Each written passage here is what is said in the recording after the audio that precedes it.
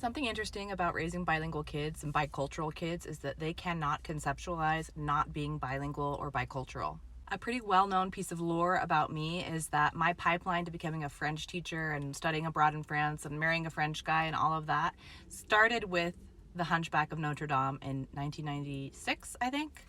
I was 5 or 6 when this came out. I fell in love with this movie, and this was my first exposure to France, Paris, French, anything. Now, this movie is pretty intense if it's been a while since you've last seen it. So I've held off on showing my kids this because it's a really important movie to me and I didn't want them to hate it. But they're 7 and almost 4 now, so they were ready for it. We watched it the other day. They loved it. When my husband came in and saw us watching it, he was like, "Oh my gosh, you guys, c'est grâce à ce film-là que maman est venue en France. En fait, c'est grâce à ce film que vous existez." And our kids were like, "What?" And so I tried to explain to them that this was the movie that kind of sparked my interest in France and French. And I told them I didn't know anything about France. I didn't even know that France really existed until I saw this movie when I was 5 or 6.